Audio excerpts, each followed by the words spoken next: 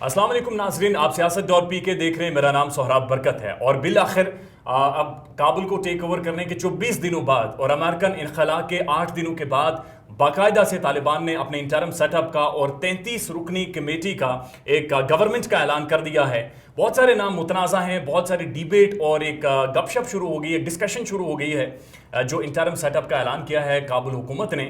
اور اس کے اوپر جو امریکن سینیٹر ہیں، ریپبلکن سینیٹر لنڈسے گراہم، انہوں نے اسٹیفن سیکر کو ایک انٹرویو دیا ہے اور انہوں نے واضح طور پر کہا ہے وی ول اگین انویڈ ان افغانستان. ہم شاید دوبارہ افغانستان جائیں اور جس طرح عراق میں ہم دوبارہ گئے تھے ہم افغانستان میں دوبارہ جائیں گے. کیا یہ انکلوسیو سیٹ اپ ہے جو 33 رکنی انٹرم سیٹ اپ کا اعلان کیا گیا ہے؟ اس کا میسج کیا دینا چاہ رہے ہیں طالبان؟ اور جن لوگوں کا انتخاب کیا گیا ہے وہ ہارڈ کور پیور وہی طالبانی ہیں جن کے جو بانی تھے، فاؤنڈر تھے ملا عمر، ان کے قریب ترین ساتھیوں کا انتخاب کیا گیا ہے. میرے ساتھ اسٹوڈیو میں موجود ہیں diplomatic correspondent and prominent journalist Isa Naqvi صاحب. چائے انہوں نے ہاتھ میں پکڑی ہوئی ہے، ادرک والی چائے. سر آپ خیریت سے ہیں؟ ٹھیک، بالکل ٹھیک ٹھاک. آپ سنائیں سر، آپ خیریت سے؟ I am so good, thank you so much for your time. شکریہ آپ کا. چائے اچھی ہے؟ چائے بہترین ہے. ٹی از فینٹاسٹک. جس ٹی از فینٹاسٹک. آج مجھے یہ بتائیں ہاؤ یو سی ایک انٹرم سیٹ اپ 33 رکنی جو حکومت کا اعلان کیا ہے. خواتین شامل نہیں ہیں، ایک ازبک شامل ہے، ایک تاجک شامل ہے. آپ اس کو سمجھتے ہیں کہ ایک انکلوسیو گورنمنٹ ہے؟ اچھا، اس میں نا ٹیکنیکلی سپیکنگ ظاہر ہے کہ اس میں بہت سارے جو ہیں وہ کوشچن مارک اس پہ موجود ہیں، لیکن مجھے لگتا ہے کہ آپ دیکھیں جب اس کا یہ اناؤنسمنٹ کی ہے ذبیح اللہ مجاہد نے، تو ساتھ میں انہوں نے یہ کہا کہ یہ فائنل کیبنٹ نہیں ہے، اس میں توسیع کی گنجائش موجود ہے اور ہم ابھی اس کے حوالے سے کنسلٹیشن کریں گے. اور مجھے یہ فیلنگ آئی ہے، میں یعنی کہ I could prove wrong at the end of the day, but I think کہ یہ ایک طریقے سے ایک ٹیسٹر ہے.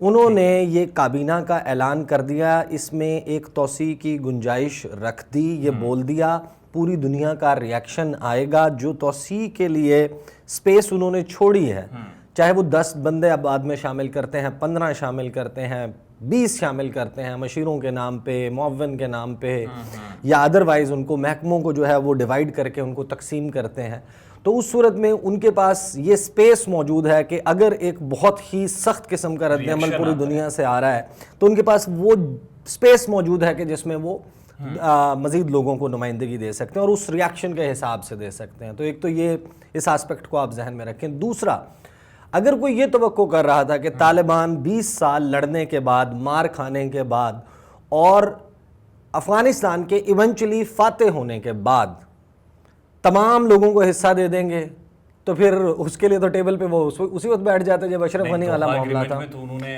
اس چیز کو کنسیڈ کیا تھا کہ وہ ایک انکلوسیو گورنمنٹ کی طرف جائیں گے. انکلوسیو گورنمنٹ کے لیے ایک براڈ بیسڈ کنسنسس ڈیولپ ہوگا. اس کے لیے تمام افغان دھڑوں کو، تمام وارنگ فیکٹرز کو ایک ٹیبل پہ مذاکرات کی میز پہ بیٹھنا ہوگا.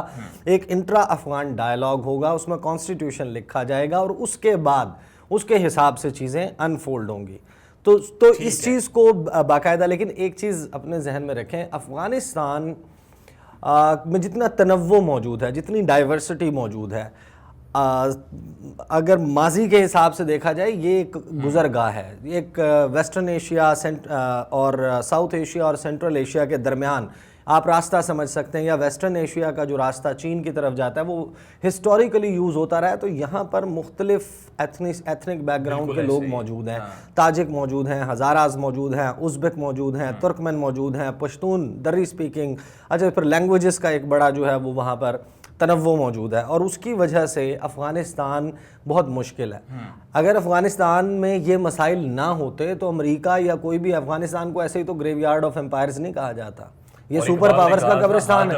اس کے اوپر ہم بعد میں کریں گے. یہ جو آپ نے اسٹیفن سیکر کو جو انٹرویو دیا ہے لنڈسے گراہم نے، لنڈسے گراہم کا کیا موقف ہے اس پہ ہم بعد میں بات کرتے ہیں. لیکن یہ جو آپ گورنمنٹ کی بات کریں، دیکھیں اوور آل اب سامنے ریاکشنز آئیں گے. آج پاکستان کے وزیر خارجہ نے ایک میٹنگ ہولڈ کی. تمام جو وزرائے خارجہ ہیں اس افغانستان کے جو امیڈیٹ نیبرز ہیں جن کے ساتھ سرحد ملتی ہے، چین شامل ہے، ازبکستان، تاجکستان، ترکمانستان، ایران اور پاکستان اس کو چیئر کر رہا تھا. اب ظاہر ہے کہ دوحہ ان کے پولیٹیکل آفس کو ہوسٹ کرتا رہا ہے.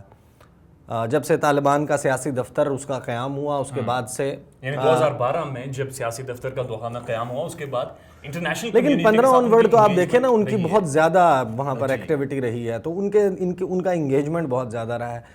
قطر کا ریئیکشن کیا ہوگا اس حکومت کے اوپر، اس کے بعد ٹرکی کا ایک انیشیل سٹیٹمنٹ چاوشوگلو کا میں دیکھ رہا تھا وہ آ گیا ہے، اردوغان کا آ گیا ہے، Russia, China, Pakistan, Iran, immediate neighbours, یہ کس طریقے سے ریاکٹ کرتے ہیں اس پہ بہت ڈیپینڈ کرے گا۔ لیکن پاکستان اور جو ملک جن کی سرحدیں ملتی ہیں ان کا they are a special case. Afghanistan is a landlocked لاکڈ کنٹری، آپ وہاں پر حکومت کو مانتے یا نہیں مانتے، لیکن وہاں پر 3 کروڑ 90 لاکھ آبادی لوگ بستے ہیں، ان کی کھانے پینے کی ضروریات ہیں، ان کی ادویات کی ضروریات ہیں، ان کی روزمرہ ضروریات ہیں جو نیبرز جو ہیں وہ پوری کرتے ہیں، ان کے ذریعے ان کے راستے استعمال ہو کر جاتا ہے، تو ان کا ایک ریلیشن شپ، ایک لیزون جو ہے وہ بہرحال حکومت میں کوئی بھی بیٹھا ہو اس کے ساتھ ہوگا۔ اور ایون اگر طالبان جو ہیں ان کی گورنمنٹ کو تسلیم نہیں بھی کرتے، امریکہ نے ایک پرومس تو کیا تھا اس دوحہ معاہدے میں کہ we will fly out of Afghanistan but we will keep like we keep extending our diplomatic and humanitarian support to the people of Afghanistan۔ تو وہ کیسے ہوگا؟ نہیں، وہ ایک الگ ڈیبیٹ ہے، اور جو آپ ریجنل کنسنسس کی بات کر رہے ہیں اور وہ بھی بڑا امپورٹنٹ ہے، اس پر بھی آتے ہیں، لیکن الجزیرہ نے خبر چلائی ہے اور الجزیرہ کی خبر کے مطابق جب حلف برداری ہوگی تو اس میں جو ٹرکی ہے اسے ایران، انڈیا، پاکستان، قطر اور چین اور روس کو، ان کے وزرائے خارجہ کو، ان کے جو ہائر اتھارٹیز ہیں انہیں بلایا جائے گا، تو ایک ریجنل کنسنسس کی ظاہر بات کی جائے گی کہ انہیں ریکگنائز بھی کیا جائے۔ لیکن آپ کہہ رہے ہیں کہ ریجنل کنٹریز بہت میٹر کرتی ہیں، لیکن اس کے ساتھ ساتھ جو انٹرنیشنل ایڈ آنی ہے، یونائٹڈ نیشن کی طرف سے $230 ملین آنے ہیں، جو 10 ارب ڈالرز ان کے فریز ہوئے پڑے ہیں یو ایس میں، وہ سارے آنے ہیں، اور اس کے بعد ہی ان کا جو فائنینشیل مسئلہ ہے وہ افغانستان کے اندر حل ہو سکتا ہے۔ یہ بھی ایک بہت میٹر کرنے والی چیز ہے۔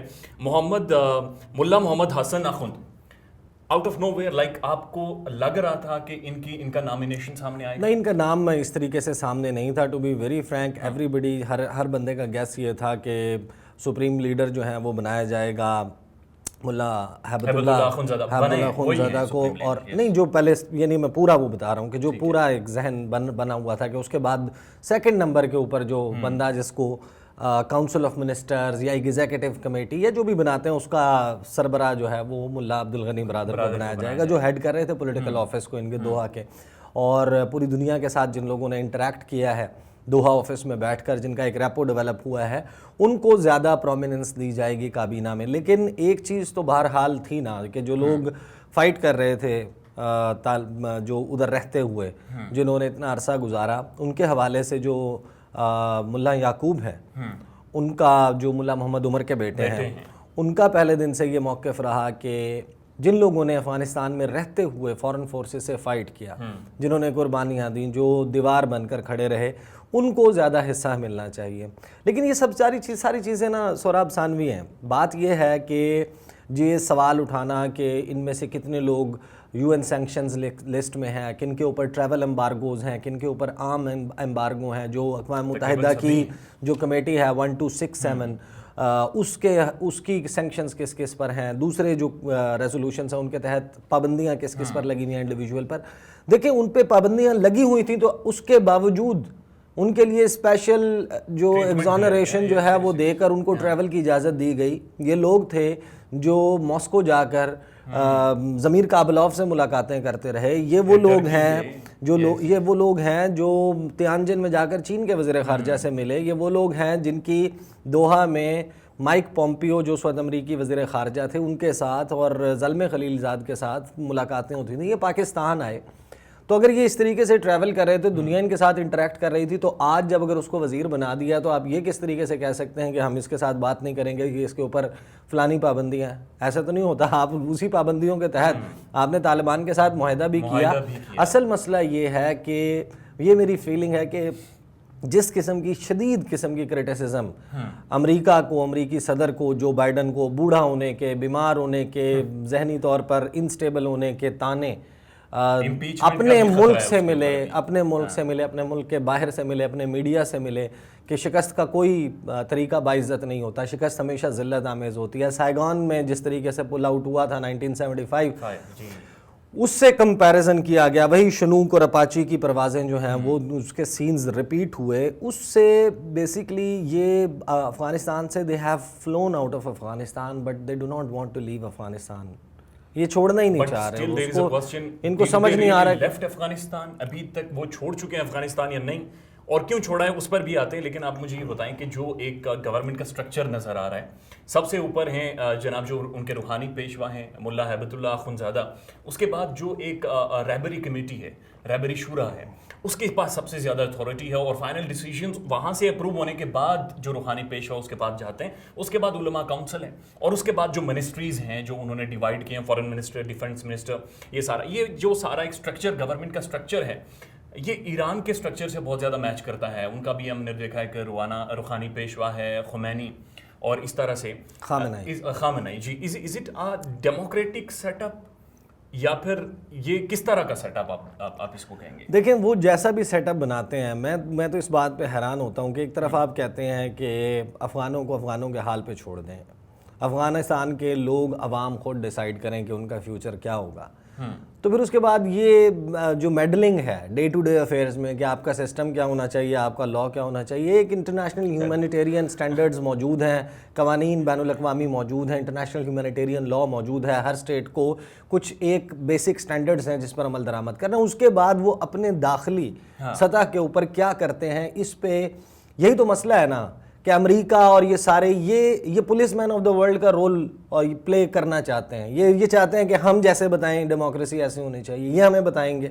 بات یہ ہے کہ اس چیز کو بہت زیادہ ڈیبیٹ کرنے کی، اس پہ بات کرنے کی ضرورت ہے کہ ایک United States commission for international religious freedom بنا دیا، USCIRF، اور اس کے تحت پوری دنیا میں ان کو بتا رہے ہیں کہ آپ کے ہاں کیسی آزادی ہے، آپ کے ہاں نہیں ہے، آپ کو اٹھا کر ہم کنٹریز آف پرٹیکولر کنسرن کی لسٹ میں ڈال دیتے ہیں. اس میں سب سے زیادہ وائلیشن کرنے والا ملک بھارت ہے. اس کے حوالے سے بائی پارٹیزن 13 ممبرز جو ہیں وہ سینیٹرز اور ان کے جو کانگریس مین ہیں وہ لیٹرز لکھتے ہیں پریزیڈنٹ کو، اور کہ اس کو اب سینکشن کریں، پابندی لگائیں اس کے اوپر، اور وہ آگے سے ان کو جو ہے وہ پریزیڈنشیل پارڈن دے دیتا ہے. یہ ڈرامہ ہے ان کا. دیکھیں آپ مائکرو مینج افغانستان کو کرنا چاہتے ہیں، آپ نہیں کر سکتے. آپ نے آ کر دیکھ لیا، بیٹھ کر دیکھ لیا، اس ملک کی تاریخ گواہ ہے. گندھارا سویلائزیشن سے میں شروع ہو سکتا ہوں، آج تک کے حوالے سے جو عربوں کے دور میں، جو چائنیز کے دور کے وقت میں، جب یہاں پر بامیان میں چنگیز خان کا پوتا مارا گیا، اس کے بعد یہ جو ہزاراز آپ کو یہاں پر ملتے ہیں وہ بدلہ لینے کے لیے آئے تھے. افغانستان میں ایون جو شہنشاہ بابر تھا جس نے آگے بعد میں بر صغیر پاک و ہند میں مغلیہ سلطنت کی بنیاد رکھی، اس سے پہلے 20 سال اس کا تخت افغانستان میں رہا، وہ نہیں ٹھہر سکا.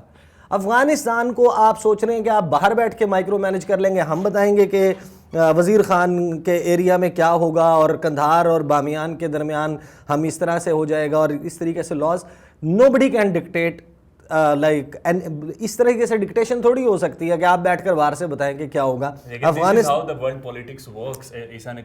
اس میں کوئی شک نہیں ہے کہ جناب کا گرپ دیکھیں افغانستان کے اوپر، اور اب آہستہ آہستہ یہ مزید کھلنا شروع ہو گئے ہیں. لیکن عیسیٰ نقوی صاحب مجھے یہ بتائیں کہ ہنری کیسنجر کی جو ورلڈ آرڈر کی کتاب ہے اس نے واضح طور پر مختلف ورلڈ آرڈرز کا ذکر کر کے یہ ثابت کیا ہے کہ اس وقت کا جو ورلڈ آرڈر ہے اس کو امریکہ چلا رہا ہے، امریکہ رول کر رہا ہے، اور امریکہ اگر امبارگوز لگاتا ہے، امریکہ اگر سینکشنز لگاتا ہے، دنیا اسے فالو کرتی ہے. دس از ہاؤ جو دنیا کی پولیٹکس اس وقت کام کر رہی ہے. اور باہر سے ہو کر وہ جو بھی افغانستان کے حوالے سے پالیسیز بنا رہے ہیں، اور افغانستان اگر being the centre of south Asia اور اس ریجن کا ایک بہت اہم ملک، تو وہ تو گریٹر گیم کا حصہ ہوگا ہی. کیسنجر پہ ہی لے جاتے ہیں. کیسنجر نے صرف یہ بات تو نہیں کی نا، کیسنجر نے یہ بھی کہا ہے کہ وہ دنیا جس کو جو یونیپولر ورلڈ تھی، جس کو امریکہ as a sole super power بلا شرکت غیر اس دنیا پر امریکہ انہنڈرڈ انسٹاپیبل حکومت کر رہا تھا، but the world is fast becoming a bipolar world with China's emergence اور as challenging the sole super power کا رول امریکہ کا، اس کو چائنا چیلنج کر چکا ہے. رائز آف چائنا انکنٹرولبل ہے. افغانستان سے جو امریکہ اور اس کے اتحادیوں کا پل آؤٹ ہے وہ بھی چائنا کو کنٹین اور کرٹیل کرنے کے لیے ہے. یہ یہاں پر میس کریٹ کریں گے. It's backyard of China, it's backyard of China's possible allies in this new cold war. یہ جو آپ کے پاس سرد جنگ کا سینیریو اپیئر ہو رہا ہے، اس میں امریکہ اور اس کے اتحادی وہ ان کو سوٹ کرتا ہے کہ یہاں پر استحکام نہ ہو. اور جو بیلٹ اینڈ روڈ انیشیٹو ہے اس کو نقصان تبھی پہنچے گا اور سی پیک کو نقصان تبھی پہنچے گا جب چائنا کے قریب، ایک تو ہم دیکھ رہے ہیں کہ ساؤتھ چائنا سی میں اب اس نے بہت سارا ایکوائڈ بنا کر بہت ساری ہنڈرنس چائنا کے لیے کریٹ کر دی ہیں، اور ہم یہ بھی دیکھ رہے ہیں کہ یہاں پر وہ چاہ رہا تھا خانہ جنگی ہو، وہ چیز پروموٹ ہو، جس کی وجہ سے چائنا کو اس طرف سے بھی کسی نہ کسی طرح کے ریزسٹنس موومنٹ آئے.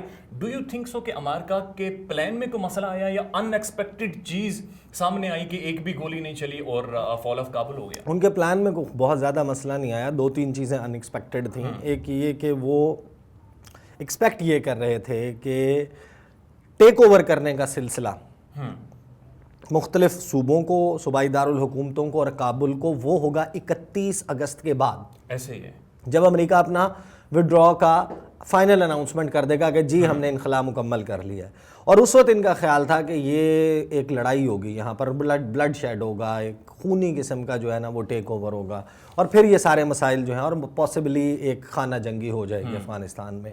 جو یہ ایکسپیکٹ نہیں کر رہے تھے کہ 15 اگست کو کابل فتح ہو جائے گا، کابل کے اوپر آ جائیں گے وہ. اور یہ وہ چیز ہے جس کی وجہ سے بلڈ شیڈ نہیں ہوا افغانستان میں. ٹیکنیکلی آپ اس کو سمجھیں، وہ سارے ملک جو سپوائلر کے طور پر باہر سے اس میں ساری سچویشن کو جلتی ہوئے تیل کا کام کر سکتے تھے، جو ہلہ شیری کر سکتے تھے، جو بیک اپ کر سکتے تھے، جو باہر سے افغان سیکورٹی فورسز کو یا ان پنشیریوں کو اسلحہ دے سکتے تھے یا امداد کا، مدد کا یقین دلا سکتے تھے، ان کے لیے کوئی سپلائی چین بنا سکتے تھے، ان سب کے شہری کابل میں اور مختلف شہروں میں پھنسے ہوئے تھے. آپ اندازہ لگائیں کہ اگر 100 امریکی شہری، میں مثال کے طور پر کہہ رہا ہوں، اگر 100 امریکی شہری کابل میں پھنسا ہوا ہے اور امریکہ باہر سے بیٹھ کر فیول کرتا ہے وہاں پر خانہ جنگی کو، تو ان کے جو 100 شہری ہیں ان کی زندگیاں کمپرومائز ہو جائیں گی. تو دیٹ از، تو یہ جو 15 دن پہلے ہوا، جو 15 دن بعد ہونا تھا، اس نے ساری ڈائنامکس چینج کر دی. باقی امریکہ جو ہے اس کے باقی پلانز اسی طریقے سے چل رہے ہیں. آپ اس کو وہ مت سمجھیں کہ امریکہ، دیکھیں یہ جس وقت بزیسٹ آف دا ٹائم، یہ یعنی کہ یہ کوئی نہ مجھے بتائے کہ امریکہ جو ہے وہ، دیکھیں اگست کا آخری ہفتہ، لاسٹ ویک آف اگست سب سے زیادہ امپورٹنٹ تھا. بھارت، جاپان، آسٹریلیا، امریکہ ٹیکنیکلی یہ تو بہت زیادہ بزی تھے افغانستان کی وجہ سے. یہ اسی ویک میں گوام، پیسیفک اوشن، وہاں پر مالابار ڈرلز کر رہے تھے، کوڈ ایکسرسائزز کر رہا تھا. اور وہ ایکسرسائزز ہیں وہ چائنا کو کنٹین اور کرٹیل کرنے کے لیے ہیں. ایک so called rules based order, جس کی کوئی پراپر ڈیفینیشن مجھے تو نہیں آج تک ملی، جس کو چائنا بڑا کرٹیسائز بھی کرتا ہے اور کہتا ہے کہ مٹھی بھر ممالک اب یہ ڈکٹیٹ نہیں کر سکتے دنیا کیسے چلنی ہے، نہیں اس کو وقت تبدیل ہو چکا.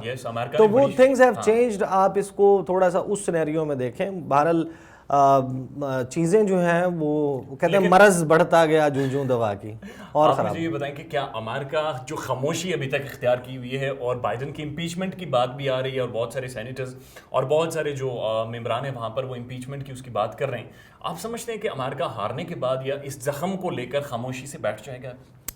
دیکھیں امریکہ کے سامنے نا جس وقت جو بائیڈن نے یہ اناؤنس کیا کہ ہم پل آؤٹ کر رہے ہیں، تو 4 فروری کو وہ گئے. انہوں نے اس وقت اناؤنس تو نہیں کیا تھا، لیکن انہوں نے اس دن یہ بتایا تھا 4 فروری کو جب یہ گئے اسٹیٹ ڈپارٹمنٹ، پہلا وزٹ تھا، اس وقت انہوں نے یہ بتا دیا کہ میرے لیے جو سب سے زیادہ سیریس کمپیٹیٹر ہے، سب سے بڑا حریف ہے یونائٹڈ اسٹیٹس آف امریکہ کا، وہ ہے چین. سب سے سیریس، سب سے سنجیدہ حریف ہے ہمارا، اور اس کے لیے ہم نے اپنی الائنسز کو ریپیئر کرنا ہے.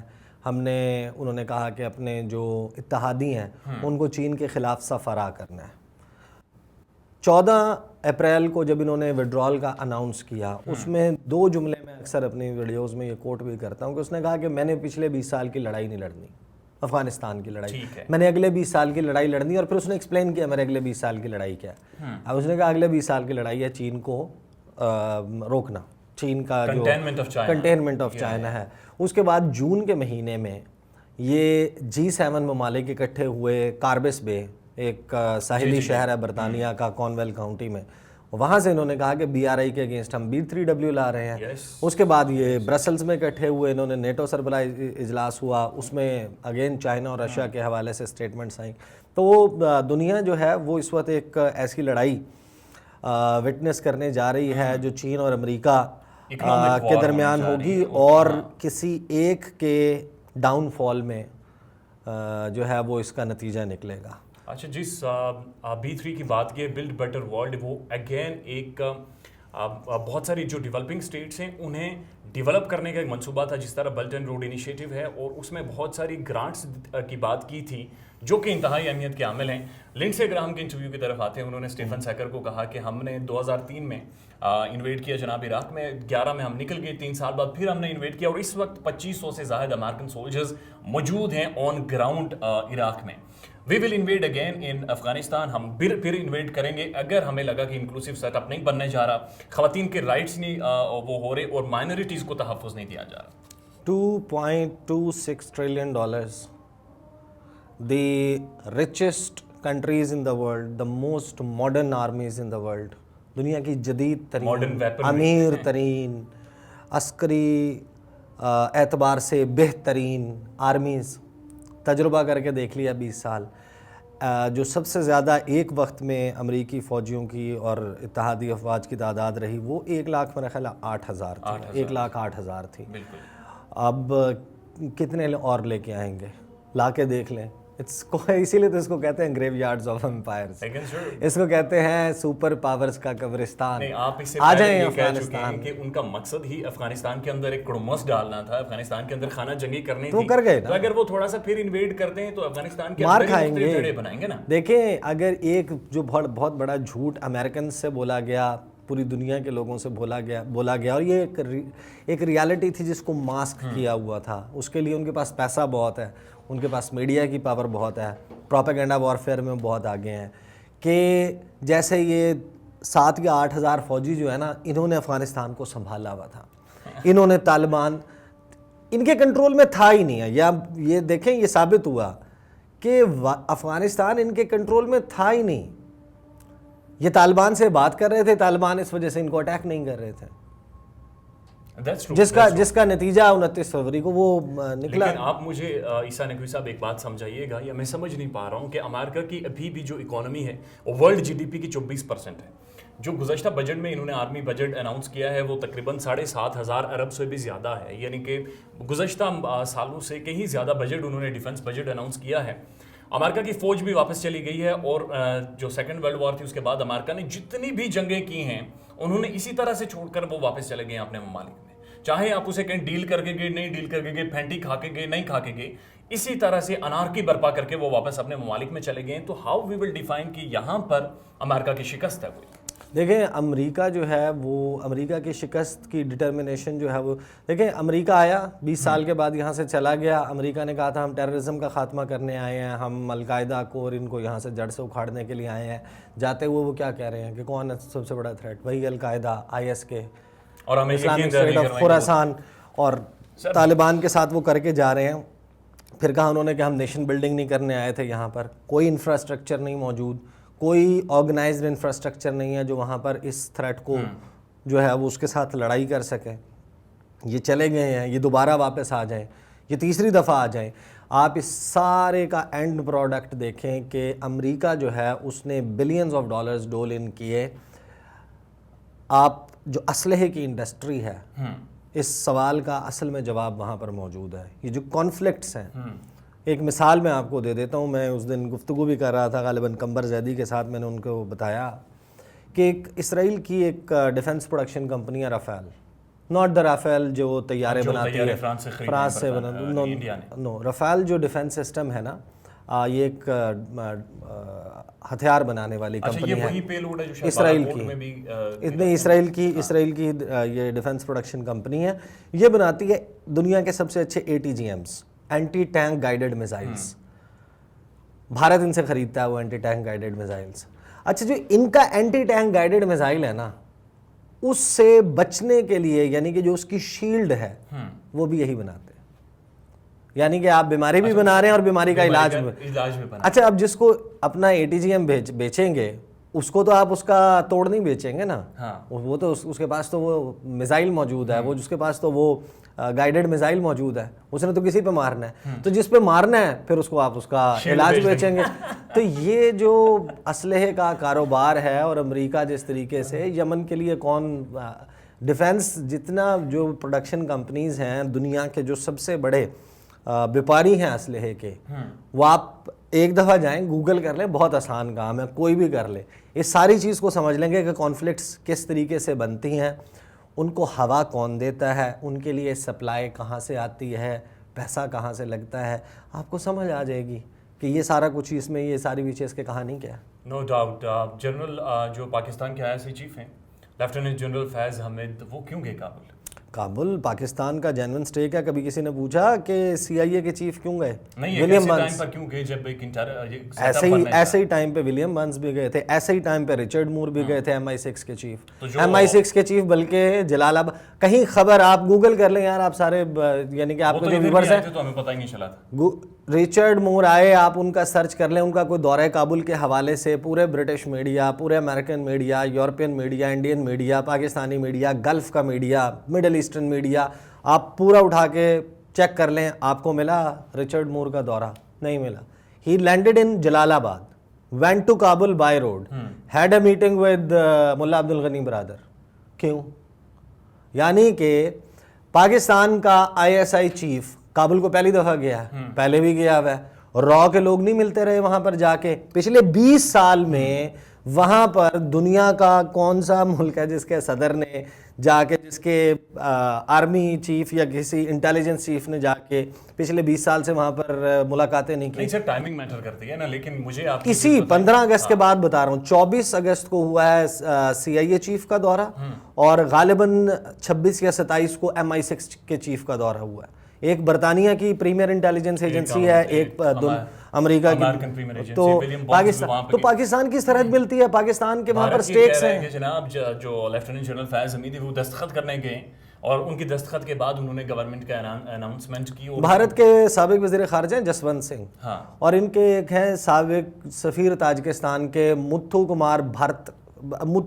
بھرت کمار, اس طریقے سے نام ہے, مجھے ذہن میں نہیں آ رہا. وہ 1996 سے 1999 تک میرا خیال ہے وہ تھے بھارت کے سفیر تاجکستان میں.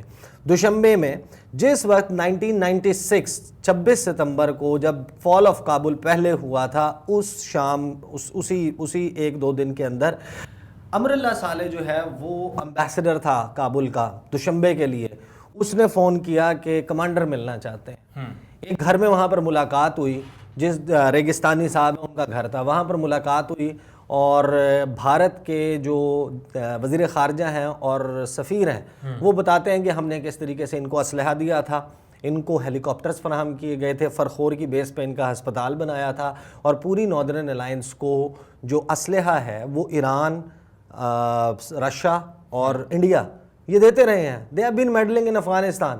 یہاں پر یہ مجھے تو سمجھ نہیں آتی اس بات کی کہ آپ پاکستان کے ایک جینون کنسرن ہے, 2611 کلومیٹر کا بارڈر ہے, سیم ایتھنک بیک گراؤنڈ کے لوگ رہتے ہیں, ان کی رشتہ داریاں ہیں. پاکستان نے وہاں پر جا کے, بھارت کیوں کرتا ہے, 0 کلومیٹر کا بارڈر ہے. بھارت کے ٹوٹل شہری جن کی تعداد افغانستان میں تھی 15 اگست سے پہلے وہ 3100 تھی.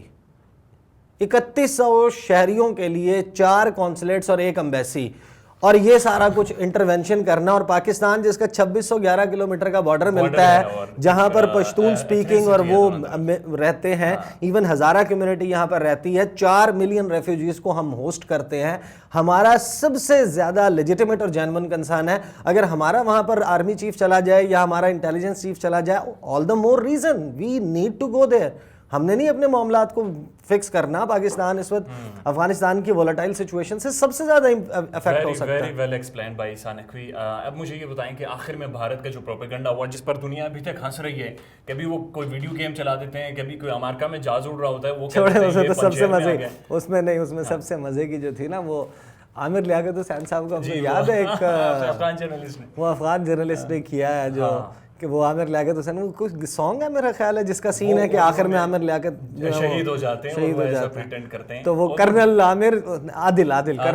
عادل پنجشیر میں مارے گئے. تو اس کے اوپر کیا بندہ ہے, یعنی چھوڑے نا, اس کے اوپر یہ جنرل بخشی سمیت میجر گورو آریہ اور وہ جو بیٹھ کے جناب کہ اس نے کیونکہ بندوق ایسے پکڑی ہوئی ہے تو یہ پاکستان کا SSG کمانڈو, اور اس نے بندوق کو تھوڑا سا ایسے پکڑا ہوا ہے تو یہ افغان فورسز کا. اب اس کے اوپر کیا بندہ کہہ سکتا ہے. اینیویز تھینک یو سو مچ عیسیٰ نقوی صاحب, بہت ساری آپ نے چیزیں کلیئر کی ہیں اور بہت ساری ریزنز ہمیں سامنے آئے ہیں, اور ویل ایکسپلینڈ کہ ہمارا جینین کنسرن ہے افغانستان, ہم اسٹیک ہولڈر ہیں افغانستان کے پیس کے, امن کے, اس لیے ہمارا جو ISI چیف وہاں پر موجود ہے یہ کوئی اچنبے کی یا حیرت کی بات نہیں ہے, بلکہ اسی کا رائٹ لیجیٹیمیٹ حق بنتا ہے کہ ایسے ٹائم پر وہاں پر ہونا. بہت شکریہ, آپ نے وقت دیا, مزید آپ کو تکلیف دیں گے. شکریہ آپ کا بھی, اپنا خیال رکھیے گا, اور ہمارے چینل کا بھی. اللہ حافظ.